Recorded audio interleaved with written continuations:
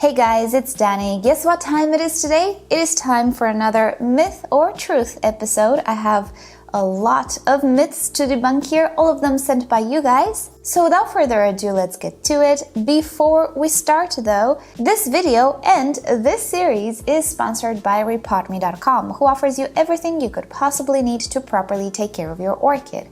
From pots to potting mixes, fertilizers, accessories, and much more. And not only for orchids, but also for houseplants as well. So I will link you to them down below in the description. Feel free to check them out at any time. And I will also share with you the products that I personally really like, some of which I used even before our collaboration. And I'm very happy with them. I'm sure most of you already know our sponsor. It has been going on for 4 or 5 years at this point. A long time, right? But anyway, if you don't, check them out down below. Righty then. Let us get to the myth busting, shall we? Maybe we're gonna have some truths today as well, who knows? First myth. This is a good one. If the velamen of the root comes off, the remaining root inside is still viable and can absorb water for quite a period of time. And I would have to say that it's inconclusive. I would be tempted to say it's false, but it's really hard to observe this. Okay, so let's take this mini Phalaenopsis because it has very fleshy roots. If you've ever repotted a Phalaenopsis with some root issues, you might have noticed that the mushy roots actually leave behind a string. That is the actual, let's say, root of the orchid. And the thing on top is a velamen. It's a spongy material that absorbs water and keeps water around the root. Now, when this spongy material becomes very damaged, it dies off. Without the velamen, the root actually cannot survive much longer. In my experience, what I have observed is that without the velamen, the entire root indeed doesn't survive. However, you might already know that Phalaenopsis orchids can actually have sections of the velamen just rotted and died off, and the core root remains intact, but it has pieces of velamen further on. So you just have sections where the velamen is died off. In those instances, yes, the core root can survive overall, but if the entire velamen is destroyed, I believe the root doesn't really survive. And I also cannot tell you for how long that root survives, even with damaged velamen. I can also tell you that not all orchids do this. Phalaenopsis, they can survive with patches of the velamen missing, but when it comes to Cattleyas or other orchids, I have never seen a root that is still functioning, having patches of the velamen missing and having that root exposed. It never happened to me. Once that root has destroyed velamen, it's gone. It's a goner. With Phalaenopsis, there are exceptions. So honestly, without a proper, experiment or assessment, you cannot really say how long the root survives. If it is just surviving and not absorbing anything, that's a possibility as well.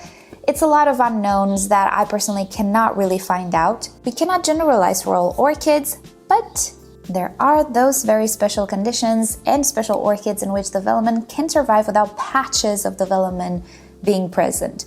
If everything is gone, the root is gone as well though. Next up, another very good one from Rakashith. Pot-bound orchids tend to initiate flowers more readily than those in large pots. False, absolutely false. This has been an idea that has been going on forever in the orchid space, and I'm really trying to disprove it. No, pot-boundness has nothing to do with flower spike initiation. What has something to do with that is the level of stress. And particularly in that instance is how established an orchid is. I will just give you the simplest counterexample. Mounted orchids. They're not pot-bound in any way, shape, or form, are they? They're just placed on a slab of wood or whatever, and they still flower just fine, right? And I also have an example to show you here, right next to me. He's a tall Oncidium. He has 4 flower spikes this year, very nice, very lovely, but he is not pot-bound. We have some roots, but definitely we cannot call this pot-bound, and there we have it. He's flowering just fine, no dehydration, no nothing. This is a very established orchid. It has been in my collection for years. 6 years at this point, I feel like. It has been through a lot of things, but he is very adapted to my conditions and also very established with the medium that I use. I don't have to convert the roots in other types of media and so on and so forth. So no, I'm sorry, we cannot generalize that pot-bound orchids will flower better. However, I will try to see why people got the wrong impression because it might be a little misleading. Once an orchid is potted for a while in a pot, it has much higher chances to be established overall to the environment, to the medium, to the pot, to your lifestyle, generally, all of that. So by the time it's established, it already has a lot of roots in the pot, right? This one is not pot bound per se either, but it has more roots, right? So yeah, by the time it's established, it might get pot bound. Some orchids can grow a lot of roots, some not so much. So maybe the person who determined that being pot bound had something to do with it probably had an orchid which produced a lot of roots. By the time it got established, it was pot bound. And look at that, it flowers so much better, but not because it's pot bound, but just because it's established. That is my suspicion, and I've had over the years a lot of orchids that proved that theory wrong. So for me, and for what I like to put out there on this channel, this is a total myth. It really doesn't matter, and if you know me, you know I am quite the over potter, if that's what you want to call it. I don't care about pot size, to be honest. Another question that I will transform in a myth or truth comes from Vanda, and it says an orchid which is growing new leaves, it is also growing new roots as well. And that is false. The two are not dependent necessarily on each other when it comes to growing new structures. So an orchid can already have a very established root system and can have different periods of growing leaves and then growing roots. Let's just take, for example, sympodial orchids. Sometimes they just grow those new growths, mature them, even flower, and then after a year, they can start to grow roots from that growth. And let's talk about monopodials now, like Phalaenopsis or Vanda orchids. Just because they're growing new leaves doesn't necessarily mean they're growing new roots as well. Yes, many of the times the two happen at the same time. It is part of vegetative growth. So it is likely in the case of monopodials to have both of them growing, but it's not necessary. Many of the times you will see Phalaenopsis orchids starting to grow new leaves from the top, but you will not see any new root tips. That is absolutely fine. If there is a good root system, you don't need new root tips growing. If you see them grow at the same time, that's great. It happens a lot. If you don't see the roots growing just yet, that's okay. If you don't see the leaf growing just yet, that's okay. It's all normal. They're not dependent on each other and depends on the orchid. Some of them will happen at totally different times. Alrighty, next up, misbehaves class. Very good myth or truth. You can pot fern or ferns between the roots of a Vanda orchid in a basket, which is good for humidity level. Is that a myth or a truth? I will tell you from my own experience, that is a myth. And I will explain it very logically. So try to imagine a Vanda orchid. Oh, I have a bare root one. There we go. So what we're talking about here is a Vanda orchid bare rooted in a basket. And to add a little bit more humidity, back in the day, and probably now, people like to add other plants. So what I tried was the so-called Spanish moss. It's a Tillandsia plant. It's an air plant. But obviously some people like to add other stuff as well. Now, here's the deal. As long as that plant is alive, it's not going to provide more humidity for the roots. The roots of a Vanda orchid constantly absorb moisture. What do you think the roots of that plant or the leaves of that plant will do as well? You guessed it, absorb moisture constantly. If it's an air plant, the leaves will absorb the moisture and sometimes even steal moisture from the roots. That is what was happening with my Vandas. So what I got was the reverse. I wasn't holding in the moisture necessarily. It was kind of going away faster than it should have.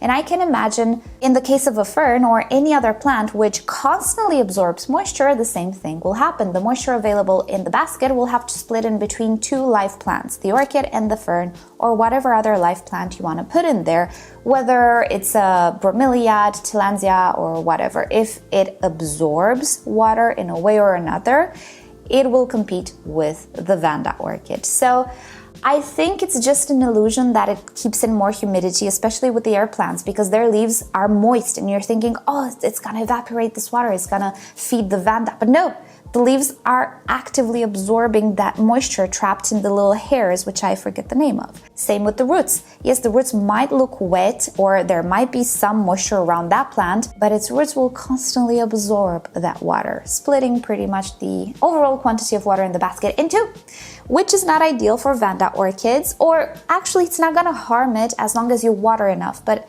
if you're adding that plant with the intent of keeping more moisture around the Vanda roots, I don't think it's gonna happen. Think about it logically. My experience is with the air plants, and I think I'm gonna post down below the initial video I made on it. It's a very old video, don't mind the cringe.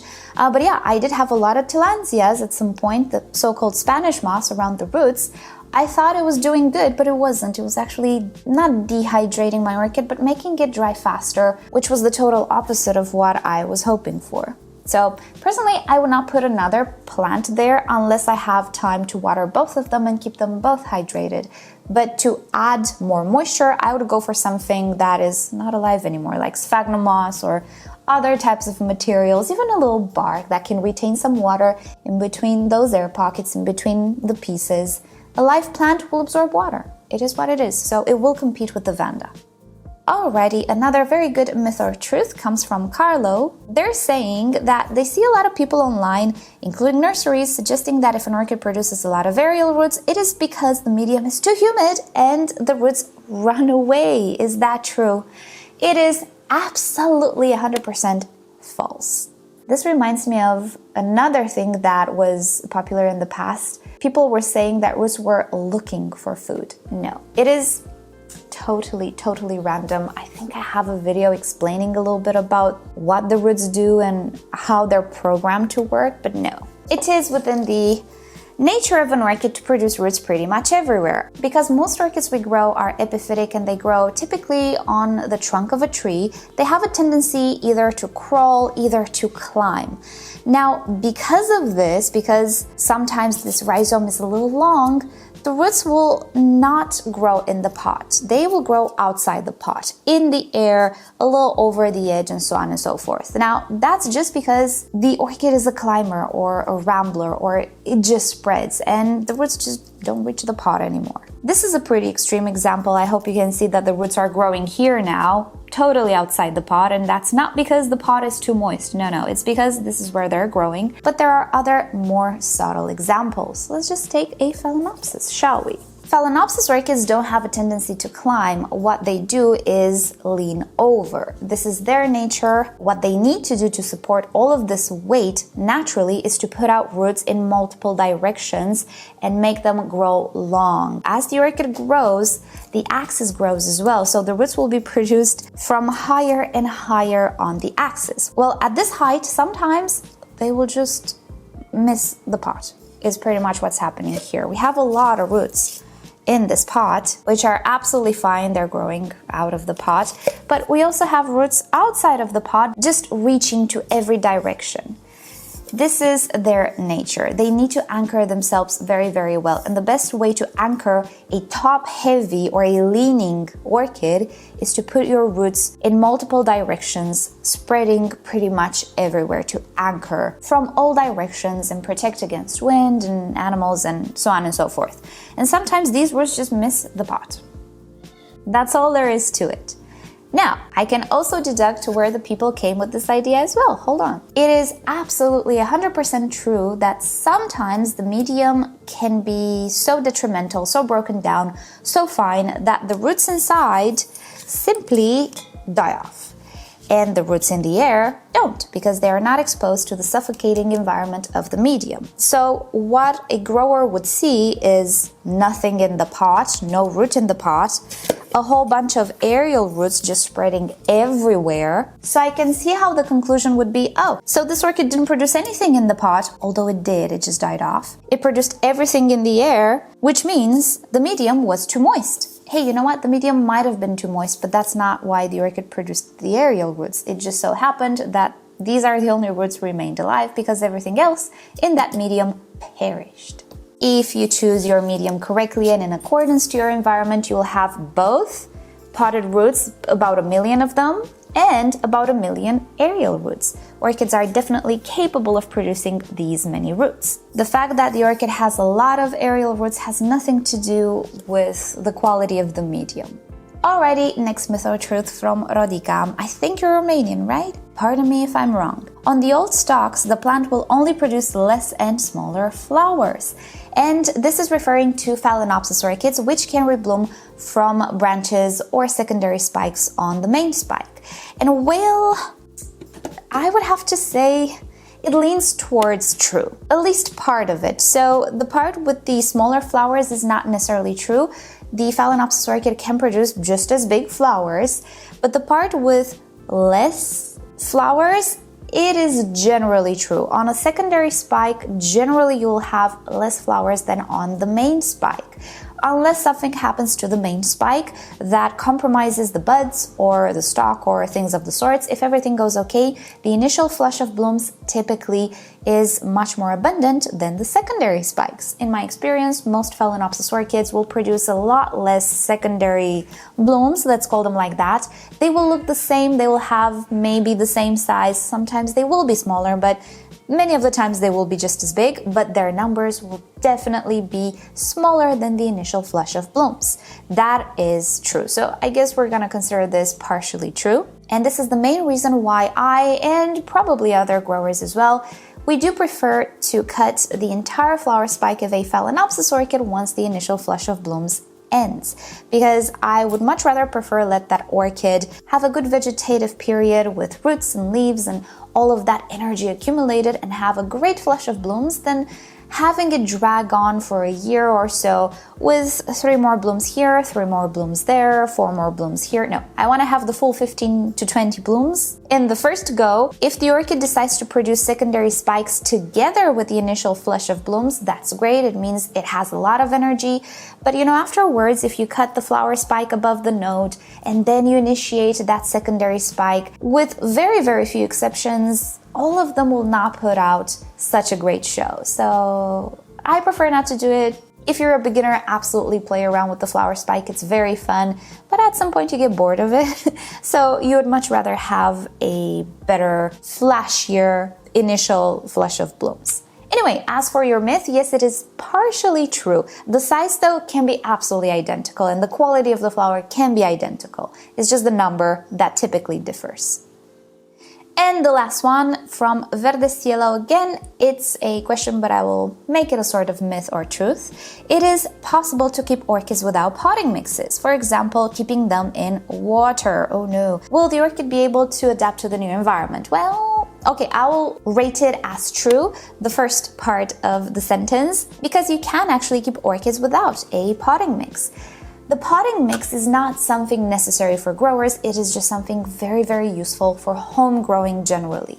There are many growers who have a proper greenhouse and all of those great conditions that simply make potting mixes obsolete and just a pain in the derriere, to be fully honest. Who would like to repot orchids, spend all of that money and all of that time every 2 to 3 years when you can have an automated system? Maybe you can have water recirculation and all of that fun stuff, water sterilization systems. Why would you pot them? No, just keep them on mounds.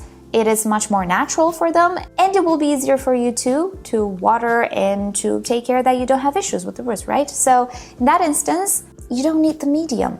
But in the home growing community, the potting mix, it is such a great idea because it allows us not to water once or twice a day, like these orchids will like to be watered. Even so, there are home growers who choose to grow their orchids on slabs of wood or other materials, mounted, because they do have the time or possibilities to keep them watered. Everybody has a different system or a different life, to be honest. And they grow just fine because naturally they do not have this medium around their roots. They just grow on tree trunks, branches, rocks even, and so on. And what they have around their roots could be a little bit of debris, organic matter, but not a whole lot of it. Certainly, it's not a pot full of it. This is just something to make our life easier. So yes, totally you can grow them without a potting mix, but do you have the time and availability to keep them hydrated? That's a different story. It all revolves around that, not the orchid.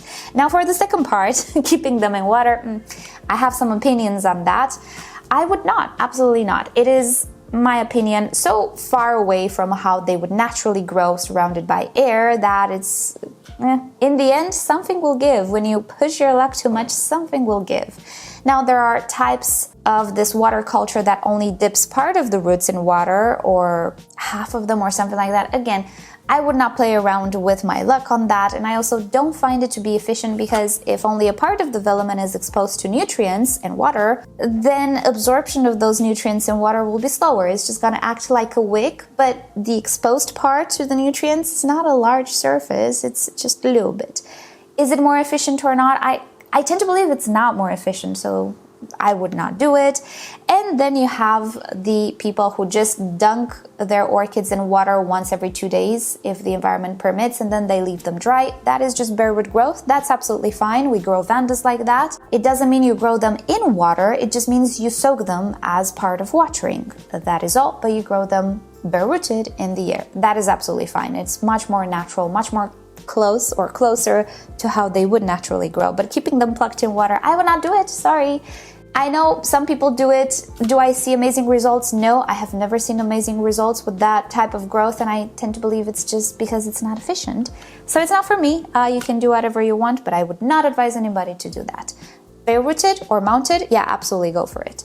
And I think that is about it for today. So alrighty guys, thank you so much for watching. Hope you've enjoyed today's myth or truth, and if you have myth or truths for me to debunk, leave them down below and I just might next week. Not next week, next month. It's a monthly show. Thank you so much rePotme for sponsoring yet another episode. Thank you guys for giving me your time and hanging out with me today. Subscribe for more orchid videos on a regular basis. And with that said, I will see you all next time. Bye.